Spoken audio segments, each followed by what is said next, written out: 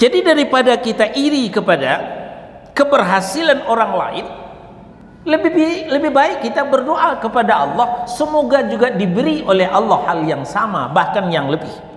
Alhamdulillahi Rabbil Alamin Ar-Rahmanir Rahim.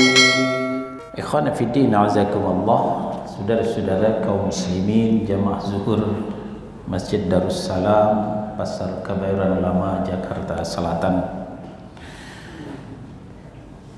Kita lanjutkan pembahasan kita masih seputar hasad. Hasad yaitu iri dan dengki. Setelah dua kali pertemuan sebelumnya, pertama hakikat hasad, yang kedua bencana di balik hasad. Nah, sekarang masuk yang ketiga, terapi, ya, terapi atau solusi untuk sembuhnya kita dari penyakit hasad.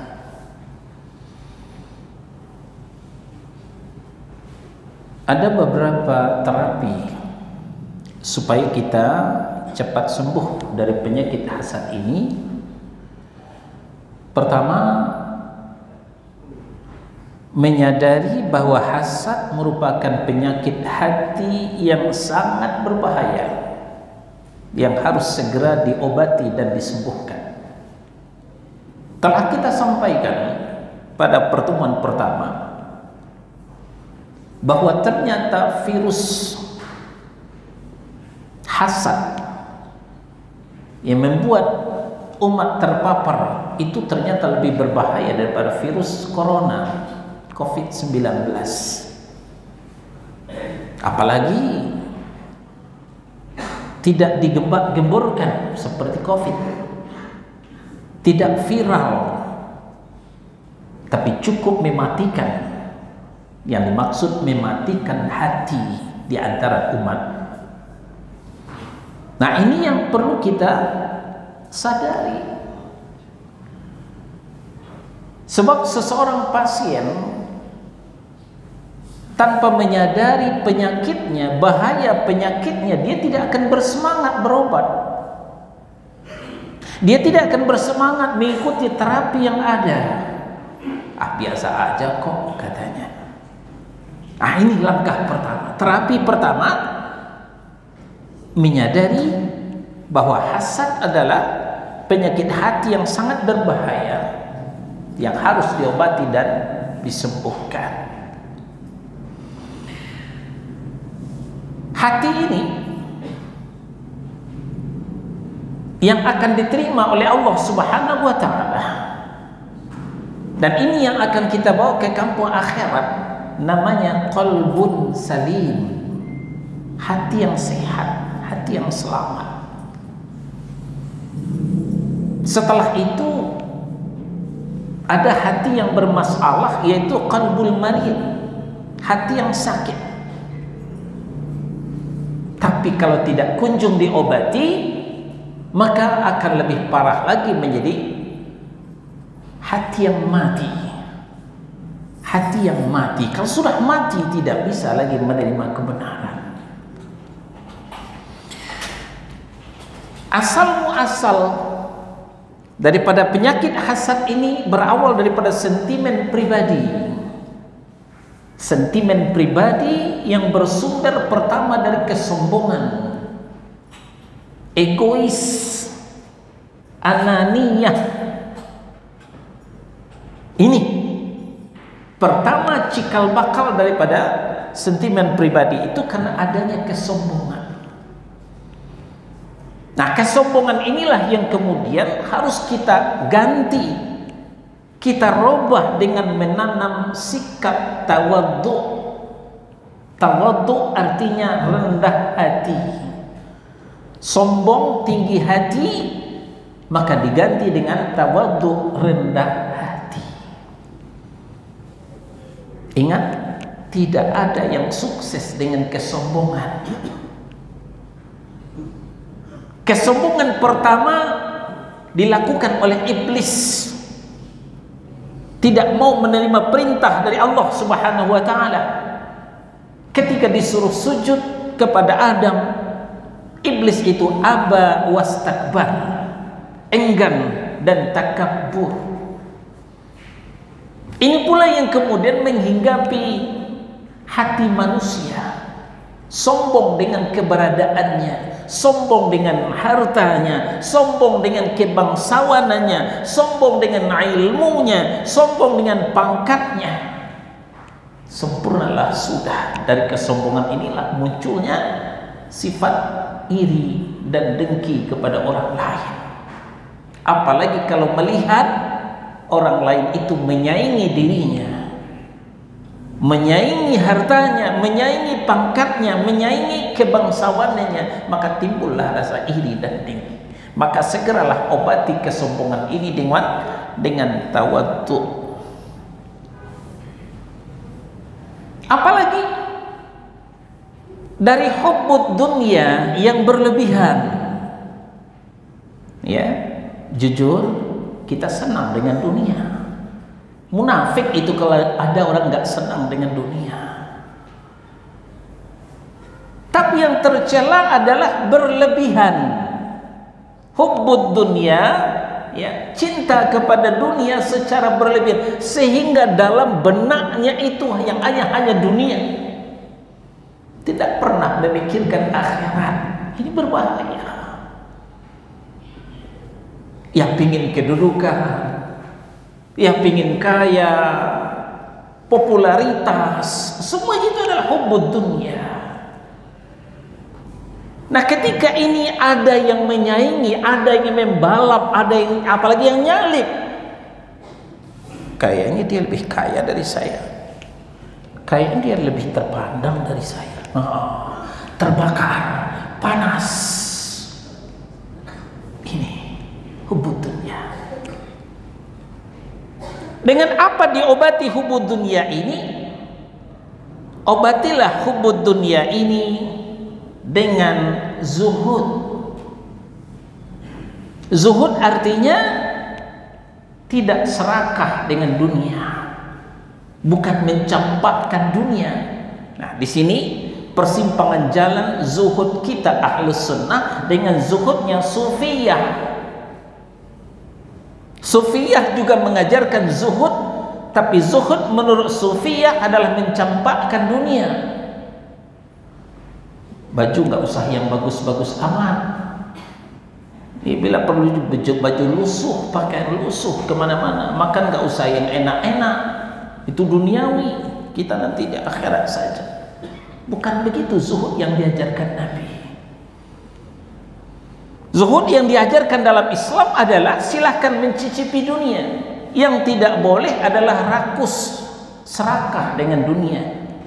Itu tadi, memikirkan dunia saja sehingga akhirat terlupakan. Nah, gantilah hubbud dunia itu dengan zuhud, menetralisir, ambillah dunia secukupnya untuk menyampaikan kita ke akhirat. Gunakanlah dunia secukupnya untuk mendekatkan diri kepada Allah Subhanahu wa ta'ala. Lalu dari mana lagi? Dari serakah, tamak. Padahal sudah diberikan Allah nikmat yang berlimpah. Apa salahnya sih kalau teman kita juga mendapatkan nikmat yang sama? Padahal yang dirasakan oleh teman kita itu belum seperti kita, masih banyak kita. Toko kita 6. Teman kita baru 1, mulai 1 dari kios, mulai meningkat kepada toko, baru 1, 2 tokonya. Untuk apa ini? Untuk apa dengki kepadanya? Maunya kita saja yang kaya, yang lain biar kere semua. Itu maunya kita. Itu namanya tamak, serakah. Di mana tempat-tempat yang strategis, maunya kita yang duduk di situ. Yang lain biar di dalam aja.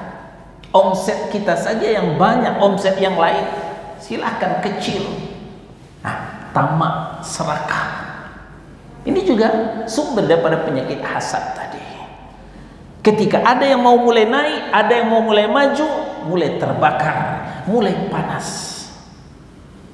Nah, obatilah serakah itu, ketamakan itu dengan qanaah.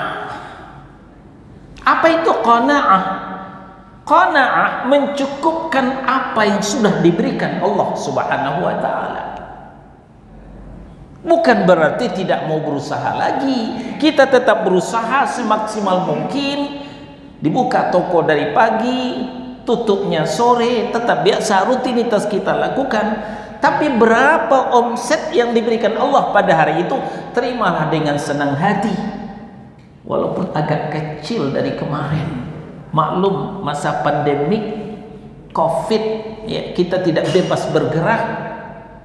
Tapi tetaplah terima itu, syukurilah yang sedikit itu. Itu namanya qanaah. Jangan lagi membayangkan yang sebelum pandemi. Dulu penghasilan saya, Ustadz, omset saya sehari itu ya lumayan. Sekarang jauh turunnya. Ya gimana lagi? Semua kita seperti itu. Semua lini kehidupan mengeluh dengan Covid ini.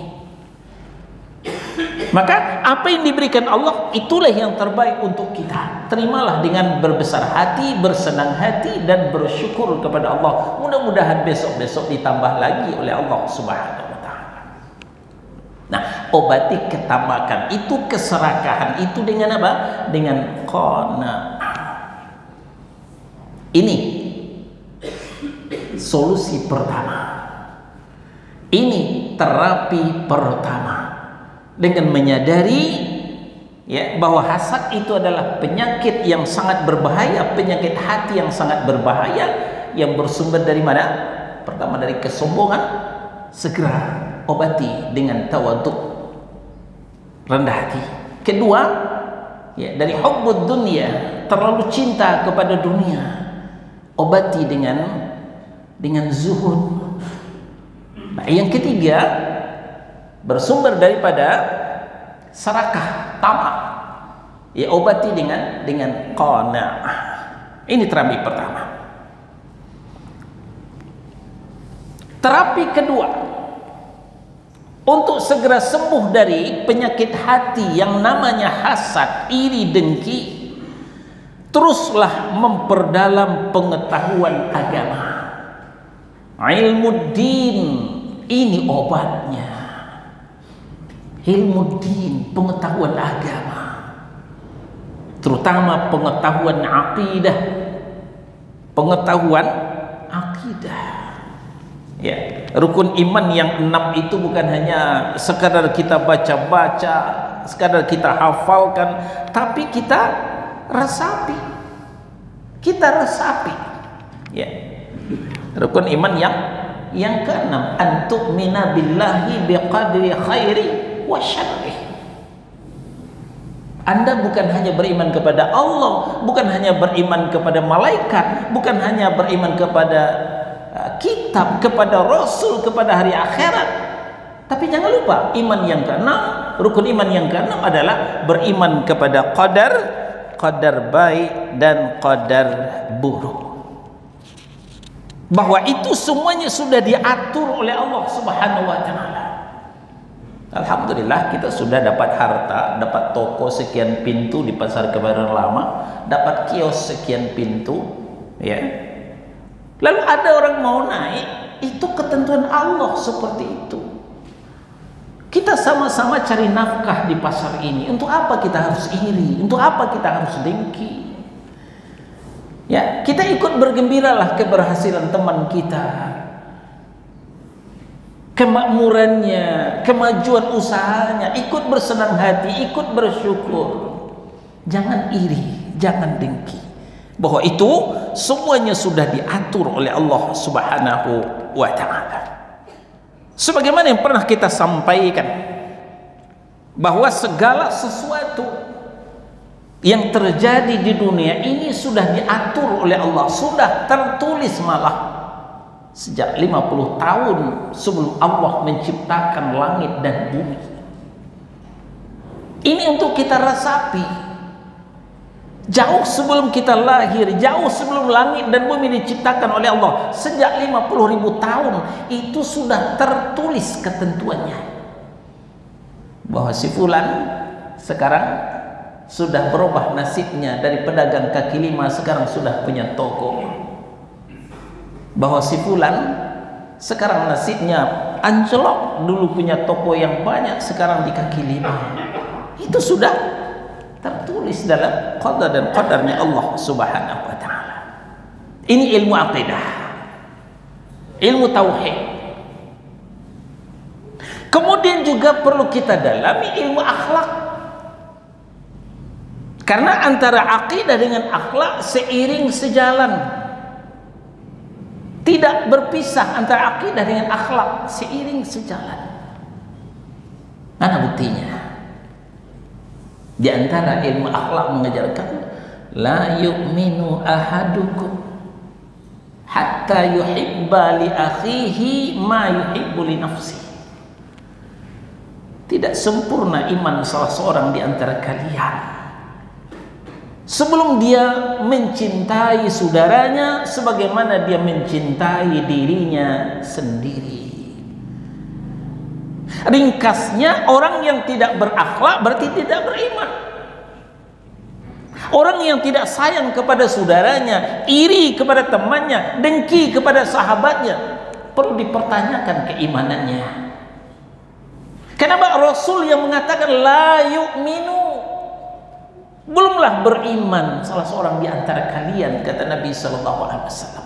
Di sini jelas bahwa antara akhlak dengan keimanan berjalin berkelindan, basawah baklaka, bakai bak rantai, ya, tidak bisa dipisahkan satu dengan yang lainnya.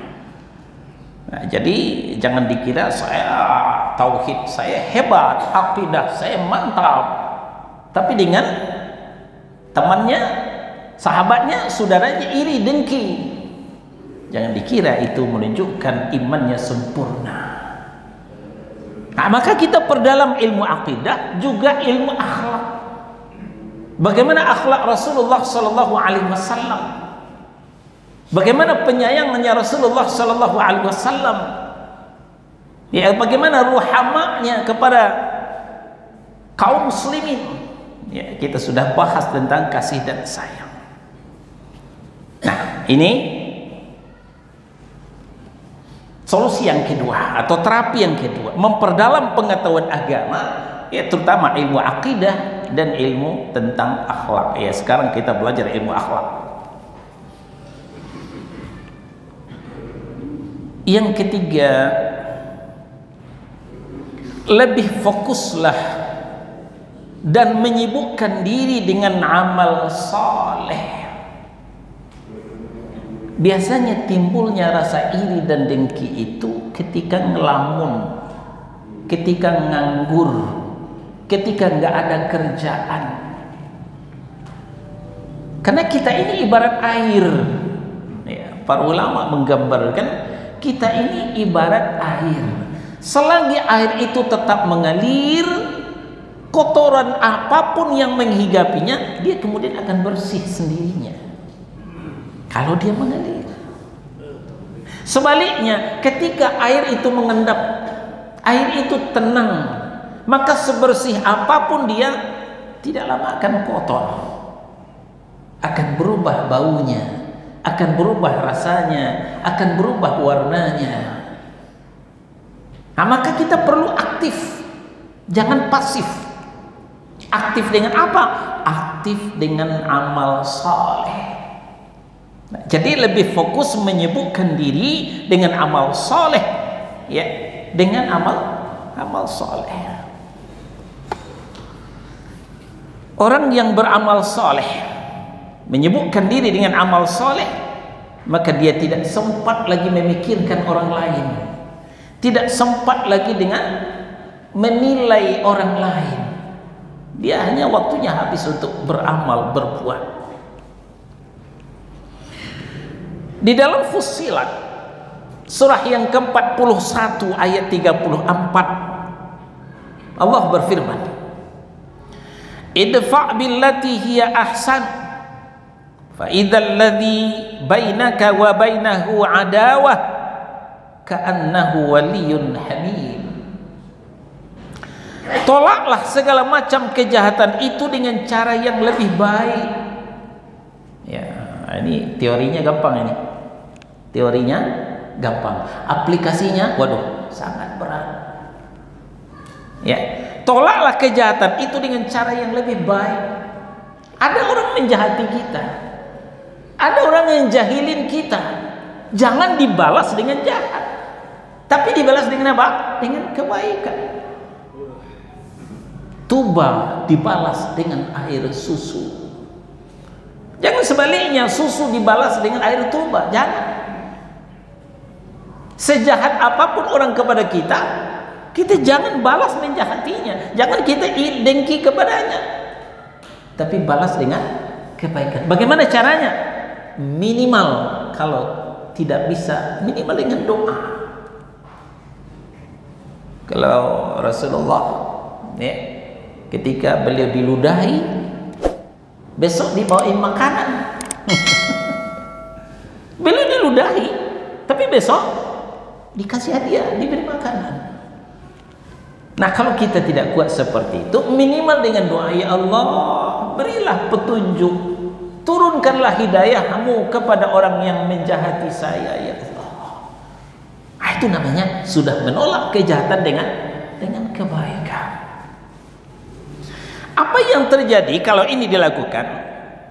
Sehingga orang yang ada rasa permusuhan antara kamu dan dia akan seperti teman yang setia. Dia akan malu sendiri. Orang yang menjahati kita itu kalau kita balas dengan cara yang baik, dengan sikap yang baik, dia akan malu sendiri. Ya, rupanya bukan sembarangan orang ini. Nah, malu. Ya, akhirnya dia akan merubah sikapnya. Ini yang diharapkan. Malah kita disuruh, ya, berlomba-lomba, ya, melakukan kebaikan, ya. Malah kalau bicara hasad, ini hasad yang dibolehkan, yaitu hasad dalam kebaikan.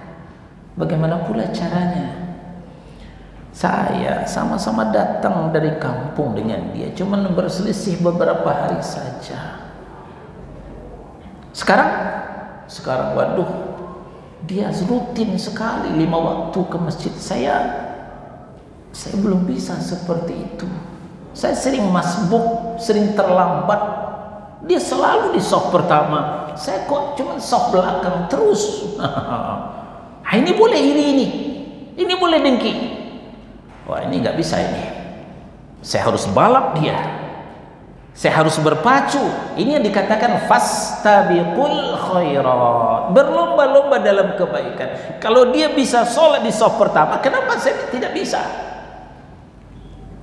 Kalau dia bisa rutin sholat berjamaah, aktif dalam kajian, kenapa saya tidak bisa? Apa kurang saya dan dia? Nah, ini boleh. Kalau dia bisa berinfak sekian, kenapa saya tidak bisa? Kalau dia bisa puasa sunnah, kenapa saya tidak bisa? Dan lain sebagainya. Ini namanya iri dalam hal yang positif. Iri dalam hal yang positif, dalam kebaikan. Tapi bukan berkeinginan supaya orang itu hilang. Tidak sama dengan iri yang tadi. Iri yang tadi, dengki yang tadi, ya. Dia baru datang ke Kebayoran Lama, udah banyak aja tokonya. Saya udah lama di situ, toko saya atuk terus. Bagaimana supaya tokonya hilang? Bagaimana supaya dagangannya habis? Bagaimana supaya dagangan tidak laku? Saya aja yang maju. Itu yang tidak boleh, yang iri. Nah, tapi fastabiqul khairat, berlomba dalam hal kebaikan. Dia rutin di saf pertama sholatnya, saya juga harus rutin saf pertama. Bukan berarti menginginkan dia itu pindah ke belakang, bukan begitu maksudnya. Kalau dia rajin menghafal Quran, bukan berarti hafalannya hilang. Saya juga harus banyak menghafal seperti dia menghafal Al-Quran. Nah, ini yang dikatakan perlombaan dalam kebaikan, atau disebut dengan fastabiqul khairat. Abdullah ibnu Mas'ud membawakan hadis Nabi sallallahu alaihi wasallam yang kemudian dikeluarkan oleh Imam Al-Bukhari dalam sahihnya. Apa kata Nabi?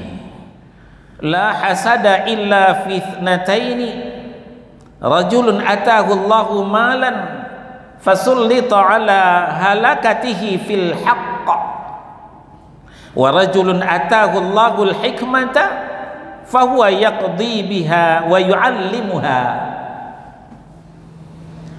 Tidak ada hasad yang dibenarkan ya kecuali kepada dua orang saja. Ya.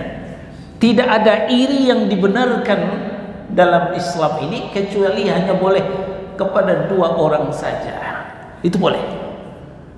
Satu, seseorang yang Allah berikan harta lantas dia menggunakan harta itu di jalan kebenaran.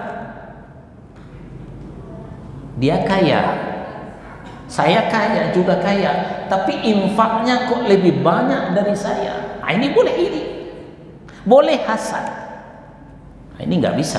Infak saya juga harus lebih banyak dari dia. Ini boleh. Yang kedua, seseorang yang Allah berikan hikmah, yang Allah berikan ilmu, lalu dia memutuskan perkara dengan ilmu itu dan mengamalkannya dan mengajarkannya. Saya sama-sama ngaji dengan dia, sama-sama belajar dengan dia. Kenapa dia lebih soleh dari saya? Ya, seperti yang kita contohkan tadi, dia rutin setiap sholat di shaf pertama. Kita juga rutin setiap sholat di shaf belakang. Ada apa? Kenapa masbuk terus? Nah, kita boleh iri dengan ini. Sahih diriwayatkan oleh Al-Bukhari. Juga di dalam Al-Mutaffifin, ya, surah yang ke-83 ayat 26. Al-Mutaffifin, ya, surah yang ke-83 ayat 26. Ya. Apa kata Allah? Khitamuhu miskun wa fi dzalika falyatanafasil mutanafisun. Kata Allah Subhanahu wa taala, layaknya dari kasturi.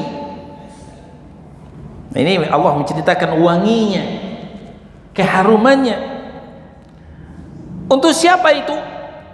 Untuk orang yang demikian itu hendaknya orang itu berlomba-lomba dalam kebaikan. Seperti yang kita sampaikan tadi, fastabiqul khairat. Jadi perlombaan dalam kebaikan tanpa menimbulkan sakit hati, tanpa menimbulkan dengki. Ini yang diinginkan. Nah, inilah yang dihasilkan kalau kita lebih fokus dan menyibukkan diri dengan amal yang saleh dan berlomba dalam kebaikan ini. Yang keempat, terapi yang keempat dari hasad, dari penyakit hati yang berbahaya ini, lebih banyak berzikir dan berdoa. Lebih banyak berzikir dan berdoa. Kenapa berzikir dan berdoa? Karena berzikir ini adalah hisnul muslim. Zikir ini adalah pertahanan kaum muslimin, pertahanan dari musuh, ya, terutama musuh dari syaitan. Munculnya hasad, datangnya iri dan dengki itu karena waswasus syayatin, waswasnya syaitan. Percuma aja kamu udah lama di Jakarta, kok situ-situ aja. Lihat tuh sebelahmu udah maju dia, lihat tuh sebelahmu udah hebat dia. Nah, ini hembusan daripada syaitan. Nah, waswasus syayatin ini tidak akan mempan terhadap orang yang rajin berzikir. Karena zikir itu adalah hisnul muslim. Zikir itu adalah pertahanan, tameng. Ya. Kalau kita perang, kan bukan hanya senjata yang kita perlukan, tapi perlu juga tameng untuk menangkis. Hanya orang berzikirlah. Zikir dia selalu komunikatif dengan Allah Subhanahu wa ta'ala. Nah, begitu juga doa. Karena doa adalah senjata kaum muslimin. Jadi di samping pertahanan juga senjata. Kita namanya juga perang dengan syaitan, tanpa senjata, tanpa pertahanan ya kalah. Nah, senjatanya adalah doa, kemudian pertahanannya adalah zikir. Maka saudara-saudara, aktifkanlah zikir setelah sholat fardu, zikir pagi dan petang, dan zikir-zikir yang lainnya. Zikir-zikir umum. Itu yang keempat. Lebih banyak berzikir dan berdoa kepada Allah Subhanahu wa ta'ala. Jadi daripada kita iri kepada keberhasilan orang lain, lebih baik kita berdoa kepada Allah, semoga juga diberi oleh Allah hal yang sama, bahkan yang lebih. Di dalam An-Nisa surah yang keempat ayat 32, Allah berfirman, وَلَا تَتَمَنَّوْا مَا فَضَّلَ اللَّهُ بِهِ بَعْضَكُمْ عَلَى بَعْضٍ لِلرِّجَالِ نَصِيبٌ مِّمَّا اكْتَسَبُوا وَلِلنِّسَاءِ نَصِيبٌ مِّمَّا اكْتَسَبْنَ وَاسْأَلُوا اللَّهَ مِنْ فَضْلِهِ إِنَّ اللَّهَ كَانَ بِكُلِّ شَيْءٍ عَلِيمًا. Allah pesankan kepada kita, dan janganlah kalian iri hati terhadap kurnia yang telah diberikan Allah kepada sebagian kamu atas sebagian yang lain. Nah, berarti kan warning, peringatan dari Allah Subhanahu wa ta'ala. Janganlah kalian iri hati terhadap kurnia yang telah dilebihkan Allah kepada sebagian kamu atas sebagian yang lain. Kenapa? Karena bagi laki-laki ada bagian dari apa yang mereka usahakan. Begitu juga bagi perempuan pun ada juga bagian dari apa yang mereka usahakan. Mereka berusaha, itulah hasilnya. Laki-laki berusaha, itulah hasilnya. Wanita berusaha, itulah hasilnya. Dan hasilnya itu sudah ditentukan oleh Allah Subhanahu wa ta'ala. Nah, daripada menyibukkan diri, iri hati, dengki kepada keberhasilan orang lain, sebaiknya mohonkanlah kepada Allah sebagian dari kurnianya. Sungguh Allah Maha mengetahui segala sesuatu. Ya Allah, si fulan kok bertambah terus tokonya, ya Allah, tambah pula lah tokoku, ya Allah.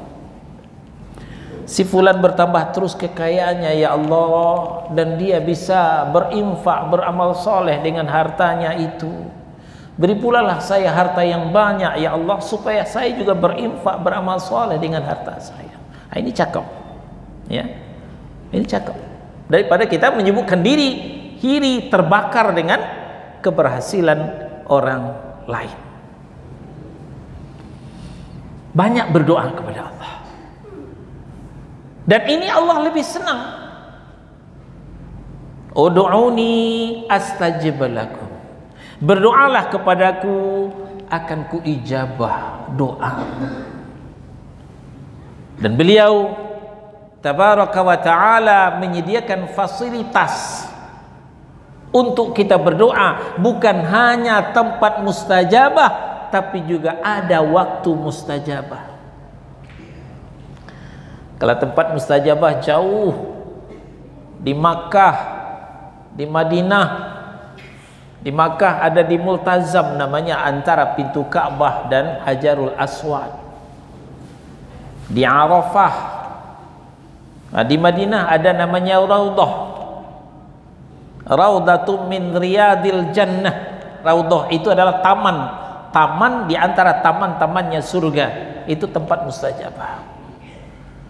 Nah, tapi tentu tidak semua kita yang bisa ke sana. Ya, butuh finansial yang tidak sedikit. Ya, dari 25 sampai 30 juta untuk sampai ke situ. Berkat umroh pada hari ini ya sekitar 25 atau 30 juta bisa berangkat ke sana. Nah, bagi kita yang tidak bisa datang ke sana ke tempat mustajabah, Allah sediakan lagi fasilitas yang kedua. Apa itu? Waktu mustajabah. Ini tidak ada yang tidak bisa kecuali orang yang malas. Dari sebanyak itu, waktu mustajabah ya sepertiga malam akhir. Sepertiga malam akhir Allah tabaraka wa ta'ala turun ke langit dunia. Di bawah langit pertama itu namanya langit dunia, sampai ke situ. Di situ Allah berseru, siapa di antara hambaku yang berdoa saat ini akan kuijabah doanya. Siapa yang meminta pada saat ini akan kukasih permintaannya. Siapa yang minta ampun pada saat ini akan kuampuni dosanya. Ini fasilitas. Nah, tapi tidak semua kaum muslimin memanfaatkan waktu emas ini. Habis isya ngobrol ngalur ngidul atau nonton TV, nonton bola sampai jam 2 malam, habis itu tidur. Kehidupan para ulama habis isya itu tidur. Habis isya tidur. Kapan bangunnya? Bangunnya jam 2. Jam 2 sampai subuh nggak tidur lagi. Nah, berdoa, bermunajat kepada Allah Subhanahu wa taala. Minta. Apa yang kita lihat bagus pada saudara kita, minta kepada Allah supaya Allah berikan pula yang bagus kayak gitu. Selesai urusan ngapain iri, ngapain dengki. Ya, capek kita iri dengki itu, saudara. Ya, lebih baik kita minta kepada Allah Subhanahu wa taala. Apa yang diberikan kepada teman, ngiler kita minta pula kepada Allah. Kita sama-sama berhak kok kepada Allah Subhanahu wa taala. Nah, ini dia ya. Yang solusi atau terapi yang kelima. Yang keempat, lebih banyak berzikir dan berdoa kepada Allah Subhanahu wa taala. Mintalah ketika kita menginginkan sesuatu. Terakhir, yang kelima, terapi yang kelima untuk sembuh daripada penyakit hasad, iri, dengki, melatih diri kita untuk ikhlas, menjadi orang yang ikhlas dan sering-sering zikrul maut, mengingat mati. Nah, berlatih menjadi orang yang ikhlas. Ya. Kembali Abdullah bin Mas'ud radhiyallahu an menukil hadis Nabi sallallahu alaihi wasallam yang diriwayatkan oleh Imam At-Tirmidzi, dan hadis ini disahihkan oleh Syekh Albani rahimahullahu taala. Thalathun la yughillu alaihinna qalbu muslim. Ada 3 hal kata Nabi sallallahu alaihi wasallam yang akan menjaga kesucian hati seorang mukmin. 3 hal yang bisa mensucikan hati seorang muslim. 1, ikhlasul amali lillahi. Pertama, mengikhlaskan amal hanya kepada Allah. Ikhlas ini artinya membersihkan hati. Tidak ada yang menjadi masalah sedikit pun juga. Dia berhasil, alhamdulillah. Orang lain berhasil juga, alhamdulillah. Dia senang dengan keberhasilan temannya sebagaimana dia senang dengan keberhasilan dirinya. Ini orang yang ikhlas. Kemudian, wa munasahatu a'immatil muslimin. Memberi nasihat kepada pemimpin kaum muslimin. Ya, kalau ada pemimpinnya yang salah, pemimpinnya yang keliru, tidak dihujat, tapi dinasihati. Yang ketiga, waluzumul jama'atihim fa inna da'wata tuhitu min waraihim. Tetap bersama jamaah, karena doa kaum muslimin itu senantiasa menyertai mereka, kata Nabi sallallahu alaihi wasallam. Nah, kemudian di samping itu banyak mengingat mati. Banyak mengingat mati caranya gimana? Sering-sering mengantarkan jenazah. Ya. Untuk kaum muslimin dianjurkan mengantarkan jenazah. Untuk kaum muslimah tidak boleh mengantarkan jenazah. Nah, ini sedikit kita nyimpang. Kaum muslimah tidak boleh mengantarkan jenazah walaupun jenazah suaminya sendiri, jenazah anaknya, jenazah cucunya, jenazah siapa saja, ibunya. Dia boleh hanya mengantarkan sampai pintu rumahnya saja. Tapi kaum muslimin pria, laki-laki dianjurkan. Yang mensolatkan jenazah dapat 1 qiraat, yang mengantarkan jenazah dapat 2 qiraat, kata Nabi. Sambil mengambil pelajaran. Perhatikan baik-baik kenapa jenazah, ketika jenazah itu dibaringkan. Kalau begini itu apa dunia ya? Cuma sampai segitu dunia. Begitu dibaringkan dalam lahat nggak ada gunanya lagi. Cuman berbekal 3 lapis kain putih. Nah, untuk apa kita dengki kepada orang lain, iri kepada yang lain? Sekarang umur kita sudah berapa? Mau berapa tahun lagi hidup? Masih saling sikut, saling hantam, saling jegal juga. Tidak sadar sebentar lagi kita mau mati. Nah, ini yang pertama, zikrul maut dengan menghantarkan jenazah. Yang kedua, zikrul maut itu dengan ziarah kubur. Jadi tujuan ziarah kubur itu adalah tudzakirukumul akhirah. Kan kata Nabi, kuntu nahaitukum an ziyaratil kubur ala fazuruha. Ya. Tadinya aku melarang kalian ziarah kubur, sekarang silakan ziarah kubur. Untuk apa? Tudzakirukumul akhirah, mengingat negeri akhirat, untuk mengingat mati ziarah kubur. Bukan dalam rangka menyambut Ramadan. Nah, ini perlu kita luruskan. Sudah mengkristal di negeri kita, ziarah kubur itu nyambut Ramadan. Nggak ada hubungan ziarah kubur dengan Ramadan. Tanpa ziarah kubur kita masuk Ramadan, puasa kita tetap sah. Tujuan ziarah kubur adalah untuk mengingat mati. Nah, dengan mengingat mati inilah penyakit hasad itu akan sembuh insya Allah.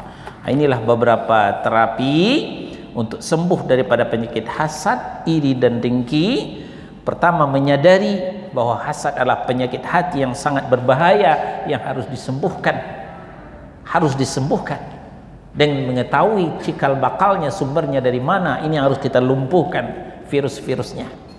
Nah, yang kedua, memperdalam pengetahuan agama, terutama pengetahuan akidah, pengetahuan akhlak. Yang ketiga, lebih fokus dan menyibukkan diri dengan amal soleh, fastabiqul khairat, berlomba-lomba dalam kebaikan. Yang keempat, lebih banyak berzikir dan berdoa kepada Allah Subhanahu wa taala. Dan yang kelima, melatih diri untuk ikhlas dan sering-sering zikrul maut, mengingat mati. Mudah-mudahan